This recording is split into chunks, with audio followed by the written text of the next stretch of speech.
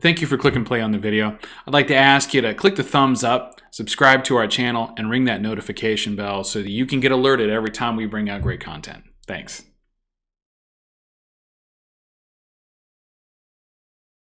Hey YouTube comic community, this is Jimmy the Geek Aficionado, back with another treasure hunt video. I had the pleasure of driving my mom and my sister all the way down to Midway Airport below Chicago. Not once, but twice. So what am I to do after braving the holiday traffic, of which there was substantial traffic, and in doing this good deed to drop my family members off at an airport so that they can go be with other family members? I'm gonna shop for comics. That's what I'm gonna do.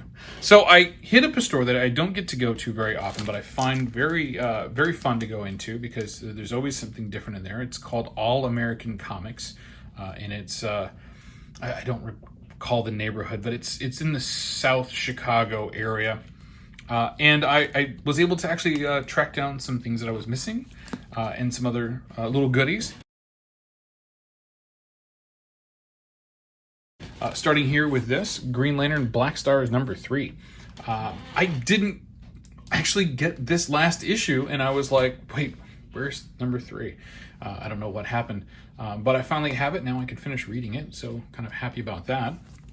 And then also, keeping up with Green Lantern, Far Sector #4. Again, another issue I was missing somehow. Don't remember how, don't recall. Just, you know, I failed to grab it or it didn't make it onto my pull list and missed it.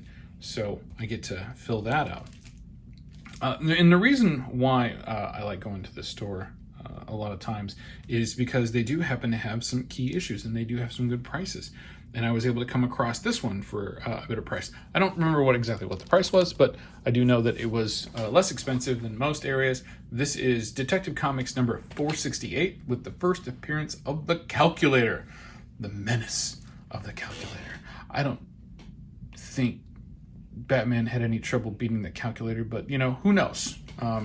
Especially with that funky crane thing he's got on his head, which kind of makes no sense. But hey, he's got this really cool calculator that almost looks like a digital watch on his chest. So maybe that helps him calculate things. Who knows? Also, and I've mentioned these before, these 100-page spectaculars from the 70s are really, truly fantastic because when you get them in high grade, they can be pretty expensive. But this one, just a great copy. This is Batman issue number 256. And I think I've actually finally got all the rest of those Batman thick, square-bound, huge issues out of the way. Digging a little bit more, we have Fantastic Four number 129. Picked this up for $10. Solid copy of the first appearance of Thundra, who is rumored to be in the upcoming She-Hulk film or series. So we expect to see this start to pick up a little bit as well. So I'm going to hold back on that one. Nearing completion on my Strange Tales run. I was actually able to knock out a few more issues. Specifically, this is Strange Tales number 120. Featuring Iceman, so you got fire and ice in this one. Super cool. And issue 123, which is the first appearance of the Beetle. Again, awesome, right? That one's been a little bit more elusive and a little bit more expensive in some places, but found it here for a good price. And he was gracious enough to give me a good deal on it. Now, this one was really interesting. So this is issue number 121. There's nothing specifically fantastic about this issue. However, what I can show you is that it is a Pence edition of Strange Tales number 121. Now, finding Pence editions in the Silver Age books is quite a task. It is not easy to come by any stretch of the means. So finding that was really cool. That's the early variant for us. Got some nice Green Lantern issues. This is issue number 50. It's in fantastic shape. Knocking another one off the list. Again, issue number 58. Again, more great Gil Kane covers. I love that negative of Green Lantern in the background. And this is issue number 43. So 3 more off the Green Lantern hunt list. And I'm rounding down on that one as well. But one of the best things, though, seriously, coming to the end of this little journey down to the airport, is being able to get Journey to Mystery number 122 with a great Odin cover, and having it be the last one that I needed after, was it issue 95? So I got 95 to 125 plus the annuals. So that's a big chunk, right? So that's all solid. Now all I have is, I want to say less than a dozen from his first appearance to current. It's got a little bit of glare on it. Let's see if we can fix that. No, we're just gonna have more glare. Anyway, great cover, great book. Happy to have picked it up.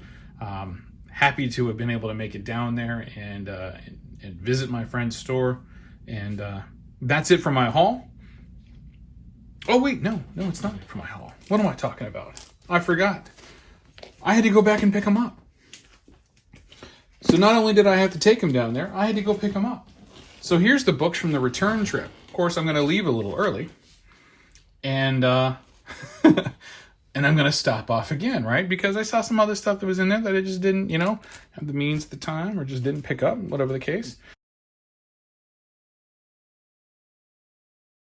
So I got these, and these are ones I saw kind of like walking on the way out. I just decided to thumb through a box and said, hey, hold on to these for me. I'll see you in a week.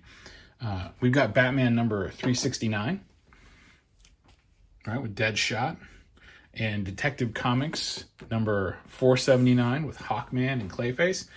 And these are helping me to kind of finish off my my bronze to current Detective and Batman runs. And then we have some Catwoman. This is the Jim Balent run on Catwoman. This is issue number 64. And nice Joker on a motorcycle there. And issue number 67. Yeah, where Catwoman goes to steal from Wall Street. Because why not, right? They've been stealing from everybody else. And let's see. Trying to finish off another Batgirl run. This is the volume 3 featuring Stephanie Brown, who started off as Spoiler. This is issue number 23 and issue number 24, which was the final issue of the series, with a great ensemble cover using some kind of a watercolor. Really pretty, just super pretty. All right, so that's it for the common area. The reason why I went back down there is because I remember seeing these books in there, and I called them up and I'm like, hey, can you pull this book and can you set it aside for me? And it's Uncanny X-Men volume 5 or 6 or whatever, but it's the Dave Cockrum. It's a Dave Cockrum cover, and this is after Dave Cockrum passed, and it's got great pencils. It's got the new X-Men here, and then on the other side, where you see the rest of Charles Xavier's chair, it is the rest of the X-Men, the original X-Men that they rescued from Krakoa. He had a solid price on it. It's in great condition. It's probably about a 9.6. It's got a little bend right here that we'll try and work out and see if we can get a better grade for it when we send it in. But I love it. I'm a huge X-Men fan, and this is a classic cover that I had to have as part of my collection. And the other book that I had him set aside was this one, because again, when you've come across these single-digit DC books, you don't pass them up. unless you have an opportunity to get him somewhere else. But this is Aquaman issue number 2. So his Silver Age run started off in Showcase with, I believe, issues 30, 31, 32, and 33. And then he got his own title. I have not gotten issue number 1 yet, but this is issue number 2. So I'm glad to get that. Just, you know, again, real happy to be able to get my hands on these early issues, especially in solid condition. And this is a solid VG ish copy. And then, of course, you know, what am I doing? I checked out. I got to go run to the airport. Something catches my eye, and I'm like, hey, I didn't notice this little section over here before. And lo and behold, what do we have? We have another issue of Green Lantern that I didn't have.